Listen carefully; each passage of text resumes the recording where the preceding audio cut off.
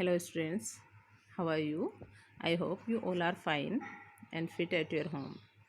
Students, in the last video we have studied about the chemical properties of metals.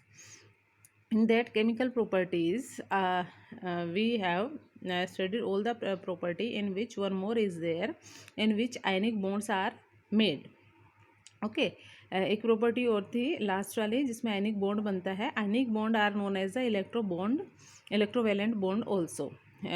Okay, the first condition for making that type of bond is that when metals react with non metals they make that type of bond. जब metal क्या करता है, non metal के साथ reaction करता है तो इस तरह के बॉन्ड बनते हैं. ठीक है, अब मेटल्स कैसे बनते हैं? When the atoms lose the electron convert into positive ions. Metals क्या करते हैं, अपने इलेक्ट्रॉन लूज करते हैं, पॉजिटिव आयंस में कन्वर्ट हो जाते हैं. नॉन मेटल क्या करते हैं, इलेक्ट्रॉन को एक्सेप्ट करते हैं. और यू कैन से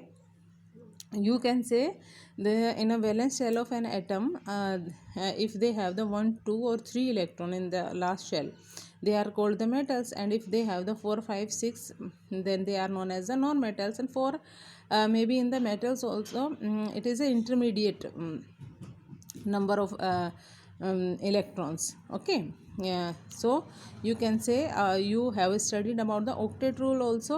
और अगर आपने नहीं पढ़ा है तो ये हम आगे वाली यूनिट में भी पढ़ लेंगे. ऑक्टेट रूल के अकॉर्डिंग क्या कहता है ये कि किसी भी एटम की लास्ट शेल में अगर 8 इलेक्ट्रॉन है तो उसको स्टेबल मान लिया जाता है. तो स्टेबिलिटी के लिए ये इलेक्ट्रॉन लेते या देते हैं. जो इलेक्ट्रॉन लूज करता है वो होता है मेटल, और जो इलेक्ट्रॉन लेता है वो कहलाता है नॉन मेटल. ओके, तो हम इसमें देखते हैं फॉर्मेशन ऑफ NaCl. NaCl अपने पास एक कंपाउंड है, इसका फॉर्मेशन कैसे हुआ, let's see. You know the atomic number of sodium is 11. Atomic number of chlorine is 17 here. So distribute the electron 2, 8, 1. Last shell have the 1 electron, and in the chlorine last shell have the 7 electron. तो sodium में 8 electron complete होने के लिए क्या करें, इसकी last shell में 1 electron है तो 1 इलेक्ट्रॉन को ये क्या कर देगा, लूज़ कर देगा. तो इसकी लास्ट शेल कौन सी बचेगी, ये बचेगी, अंदर वाली बचेगी. तो अंदर वाली बची मतलब 8 इलेक्ट्रॉन कंप्लीट है तो वो क्या बन जाएगा, स्टेबल. लेकिन इस स्टेबिलिटी में इसके ऊपर क्या आ जाएगा, चार्ज आ जाएगा. कौन सा चार्ज, पॉजिटिव चार्ज, क्योंकि इसने एक इलेक्ट्रॉन को लूज़ किया है. और किसी भी एटम के अंदर इलेक्ट्रॉन और प्रोटॉन का नंबर क्या होता है, इक्वल होता है. इलेक्ट्रॉन एक कम हो गया तो प्रोटॉन कितने रह गए, इसके पास 11, मतलब प्लस चार्ज इसके पास ज़्यादा है. तो कितना ज़्यादा है, एक ज़्यादा है. तो हम क्या करेंगे, यहाँ पे ये Na+ में कन्वर्ट हो जाएगा, और ये इसको इलेक्ट्रॉन दे रहा है तो इसके ऊपर इलेक्ट्रॉन का नंबर कितना हो जाएगा, 18 हो जाएगा. ठीक है, तो और प्रोटॉन का नंबर कितना है इसमें, 17 है. तो कौन सा चार्ज एक ज़्यादा है, माइनस चार्ज. तो माइनस चार्ज एक ज़्यादा होने की वजह से इसके ऊपर कौन सा चार्ज आ जाएगा, नेगेटिव चार्ज आ जाएगा. तो जब इनमें नेगेटिव चार्ज आता है, सोडियम क्या करता है, sodium lose its electron and convert into positive charge particle. इसने इलेक्ट्रॉन लूज कर दिया, पॉजिटिव में कन्वर्ट हो गया. क्लोरीन ने क्या किया है, इसको एक्सेप्ट किया है, क्लोरीन इसके साथ जुड़ गया है वो इलेक्ट्रॉन जो सोडियम ने दिया है, तो ये बन गया है Cl-.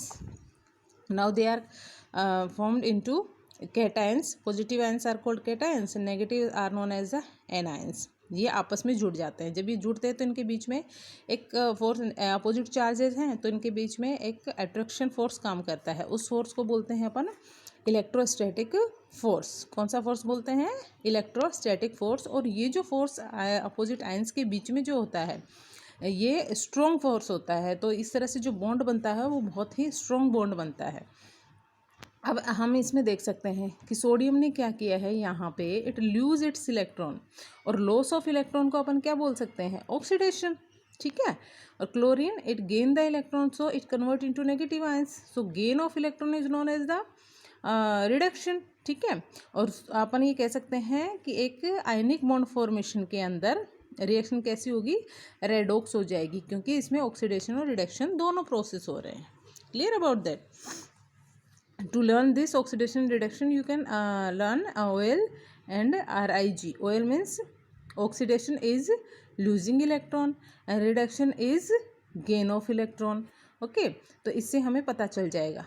तो अगर तुमसे एक क्वेश्चन पूछ लिया जाए कि आयंस के बीच में जो फोर्स होता है आयनिक बॉन्ड में, तो वो कैसा होता है, the name the force between the ionic compounds, that is the electrostatic force. Okay, and what is the property of that force? It is a very strong. किस किस के बीच में बनता है ये भी पूछ सकते हैं. It is formed by the cations and anions. Got it. Now see, if we talk about the definition of electrovalent bond और आयनिक बॉन्ड, तो अपन क्या बोल सकते हैं? The bond form between two atoms when an electron is transferred from valence shell of one atom to the valence shell of another atom, and there is a strong electrostatic force between them is called electrovalent और ionic bond. तो ये कह रहा है कि एक atom की valence shell में से इलेक्ट्रॉन दूसरे एटम की वैलेंस शेल में चला जाता है, ट्रांसफ़र हो जाता है. तो इस ट्रांसफ़र ऑफ इलेक्ट्रॉन से जो बॉन्ड बनता है उसको अपन क्या बोलते हैं? इलेक्ट्रोवैलेंट बॉन्ड और ionic bond. Clear? Now see, if we are talking about the electron dot structure of compound, अगर हम इलेक्ट्रॉन डॉट स्ट्रक्चर की बात करें तो हम क्या कर सकते हैं? इसमें इलेक्ट्रॉन डॉट स्ट्रक्चर में हमें सिर्फ क्या शो करना होता है कि किसी भी एटम की वैलेंस शेल में जो अनपेयर्ड इलेक्ट्रॉन होते हैं हम उनको जितने इलेक्ट्रॉन्स होते हैं उनको शो करते हैं. अब सोडियम में जो लास्ट है वो क्या है? 1 इलेक्ट्रॉन है. क्लोरीन में कितने हैं? 7 है. तो 7 के अंदर ये 3 तो पेयर में रहते हैं जिनको मैंने क्रॉस से यहाँ पे शो किया है. 1 पेयर, 2 पेयर, 3 पेयर. 1 इलेक्ट्रॉन है, ये अनपेयर्ड है. It need 1 more electron from another atom. इसको एक और इलेक्ट्रॉन चाहिए जिससे कि ये कंप्लीट हो जाए, इसकी पेयरिंग हो जाए. तो ये क्या करेगा? ये ऑक्टेट इसका पूरा हो जाए तो it take the electron from the sodium. Sodium के पास वो एक एक्स्ट्रा है, वो इसको दे देगा. तो ये डॉट की फॉर्म में हमने अनपेयर्ड इलेक्ट्रॉन को शो किया गया है. तो ये कहलाती है इलेक्ट्रॉन डॉट स्ट्रक्चर. इस तरह से ये बन जाएगा Na+ और ये Cl-, तो कंपाउंड बन गया NaCl. We can take the another example of it. दूसरा एग्जांपल में क्या है? मैग्नीशियम. मैग्नीशियम का एटॉमिक नंबर कितना होता है? 12. Distribution of electron 282.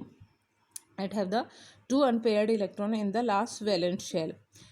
Chlorine have the 1 chlorine have the 1 unpaired electron. 6 को हमने पेयर में और एक को अनपेयर में डॉट की फॉर्म में यहाँ पे शो कर दिया है. ठीक है. ऐसे दूसरे क्लोरीन में तो क्योंकि इसके पास 2 एक्स्ट्रा हैं तो ये 2 एक्स्ट्रा इसको देगा. तो एक इसके पास चला गया, एक इसके पास चला गया. तो क्या बनता है हमारे पास? एक कंपाउंड बन जाता है जिस कंपाउंड को हम बोलते हैं मैग्नीशियम क्लोराइड. क्या बोलेंगे हम इसको? Magnesium chloride. ठीक है. Let's see another example. The magnesium chloride. तो इसमें क्या हो? ऑक्सीडेशन और रिडक्शन की बात करें तो magnesium lose the electron. So oxidation is loss of electron. तो ये क्या हो जाएगा? ऑक्सीडेशन हो जाएगा. And RIG means reduction is a gain of electron. Here chlorine gain the 2 electron, so it converted to negative ion. Okay, so इस तरह से हम क्या बता सकते हैं? ऑक्सीडेशन और रिडक्शन भी बता सकते हैं. Now we are talking about the properties of ionic bond. Ionic bond की प्रॉपर्टी के बारे में अगर बता रहे हैं अपन तो इसका मेन पॉइंट होता है जो सारी प्रॉपर्टी को क्लियर करता है, that is they have very strong electrostatic force of attraction. इसमें सबसे ज़्यादा इम्पोर्टेंट चीज़ क्या है कि इनमें पार्टिकल्स के बीच में और आयंस के बीच में बहुत ही ज़्यादा स्ट्रॉन्ग फोर्स होता है, अट्रैक्शन फोर्स होता है, जिसको इलेक्ट्रोस्टैटिक फोर्स ऑफ अट्रैक्शन बोलते हैं. इसी से सारी प्रॉपर्टी हैं वो उनको हम एक्सप्लेन कर सकते हैं. देखो, here is a physical state. Generally they are solid. Because of the strong electrostatic force between the ions, they come closer to each other, and because of that they have not any space between the particles, so they are found in the form of a rigid particle, or you can say the solid particles. Got it? So इसका reason क्या रहा? Force of attraction between the particles. Another point, melting point and boiling point always high. इनके melting और boiling point हमेशा high होते हैं. क्यों होते हैं high? Because a considerable amount of energy is required to break the strong inter ionic attraction. क्योंकि उनके बीच में जो अट्रैक्शन फोर्स है उसको तोड़ने के लिए, वो टूटेगा तभी तो वो मेल्ट होगा, और वो मेल्ट होगा तो बॉयल होगा. तो उसको तोड़ने के लिए बहुत ज़्यादा एनर्जी की ज़रूरत पड़ेगी. इसलिए उनके मेल्टिंग और बॉइलिंग पॉइंट भी कैसे हो जाते हैं? बहुत हाई चले जाते हैं, बहुत आगे चले जाते हैं. Understood about that? So another point solubility. अगर हम सोलिबिलिटी की बात करते हैं, they are soluble in to water and insoluble in organic solvent such as kerosene and petrol. ये वाटर के अंदर तो सोल्यूबल होते हैं, और ये इनऑर्गेनिक जो सब्सटेंस होते हैं, केरोसिन है, पेट्रोल है, इसमें ये इनसोल्यूबल होते हैं। अच्छा, वाटर में सोल्यूबल क्यों होते हैं? क्योंकि वाटर जो है वो एक पोलर सोलवेंट है। ये क्या करेगा, इन आयंस को, इनके बीच में जो फोर्स ऑफ अट्रैक्शन है, इसको क्या कर देगा, ये तोड़ देगा, ब्रेक कर देगा। और इसके चारों तरफ क्या है, ये जो वाटर मॉलिक्यूल है ये इसको चारों तरफ से घेर लेता है। अब Na+ है, इसको क्या करेगा, ये ऑक्सीजन नेगेटिव है इसका, तो इस तरह से ये इसको घेर के रखेगा। ऐसे ही क्लोरीन के साथ ये इस तरह से जुड़ जाएंगे, तो ये इनको अलग अलग करके और इसको तोड़ देगा, जिसकी वजह से ये इसके अंदर इजीली डिज़ोल्व हो जाता है कम्प्लीटली। ठीक है, तो हम ये बता सकते हैं because of the polarization of water, या because of this property they are soluble in water. Got it? Now we are talking about the electrical conductivity. Ionic compounds in the solid state does not conduct electricity because movement of ions in the solid is not possible due to their rigid structure. अगर हमारे पास कोई भी जो atom है कोई भी compound है, वो अगर सॉलिड स्टेट में है, आयनिक कंपाउंड, तो वो इलेक्ट्रिसिटी को कंडक्ट नहीं करेगा। क्योंकि सॉलिड स्टेट में है, तो अपन ये कह सकते हैं कि इसमें पार्टिकल्स बहुत पास पास में हैं, and there force of attraction is very higher there, so they are not able to move freely. तो आयंस फ्री मूव नहीं करेंगे। और ये हम जानते हैं इलेक्ट्रिसिटी कब कंडक्ट करता है कोई भी सॉल्यूशन सब्सटेंस, ये जब उसमें आयन क्या हो, फ्री हो मूवमेंट करने के लिए। But ionic compound conduct electricity in the molten state. लेकिन जब मोल्टन स्टेट में होते हैं और एक्वस सॉल्यूशन में होते हैं, this is possible in the molten state since the electrostatic force of attraction between oppositely charge ions are overcome due to the heat. और जब वो मेल्टन स्टेट में आ जाता है, तो मेल्टन स्टेट में आने के बाद में जब उसको किसी एक्वस सॉल्यूशन में, किसी लिक्विड में डाला जाता है, तो उसमें क्या रहता है, उनके बीच में जो अट्रैक्शन फोर्स है, वो अट्रैक्शन फोर्स क्या हो जाता है, ज़्यादा गर्म करने से वो टूट जाता है। और उसके टूटने की वजह से आयंस क्या हो जाते हैं, फ्री हो जाते हैं। और जब आयंस फ्री हैं तो they are able to move now, so they can conduct the electricity. ठीक है, तो एक्वस सॉल्यूशन में और मेल्टन स्टेट में ऐसा पॉसिबल है जब हम उसका टेम्परेचर बहुत ज़्यादा बढ़ा दें, इतना ज़्यादा कि उनके बीच का बॉन्ड टूट जाए। So here one question arise there, why solid NaCl does not conduct electricity but molten और aqueous NaCl conduct electricity? तो इसका रीज़न यही है, सेम जो हम पढ़ चुके हैं। NaCl Na और Cl- और ये इनके बीच में क्या है, अट्रैक्शन फोर्स है, as ions, but ions are not free to move due to the strong force of attraction. इस फोर्स ऑफ अट्रैक्शन की वजह से ये मूवमेंट नहीं कर पाते हैं। But in the molten state ions are free to move and conduct electricity because water have dielectric properties, so that is weaken the force of attraction between the particle। तो ये इसकी डाइलेक्ट्रिक प्रॉपर्टी होने की वजह से, मतलब particles को दूर दूर इनको तोड़ने की वजह से, जैसे अपन पोलराइजेशन में भी पढ़ा था अपन ने, तो ये क्या करेगा, इनके बीच के बॉन्ड को तोड़ देगा, ब्रेक कर देगा। Now the ions are free to move. अब आयंस क्या है, मूव करने के लिए बिल्कुल फ्री हैं। अब यहाँ पे कुछ क्वेश्चंस बनते हैं। Why do ionic compounds have high melting points? Because they need more amount of energy to break the strong bond between them. उनके बीच के बॉन्ड को तोड़ने के लिए बहुत ज़्यादा एनर्जी की ज़रूरत पड़ेगी, इसलिए इनके बॉन्ड क्या होते हैं, बहुत हाई रहते हैं।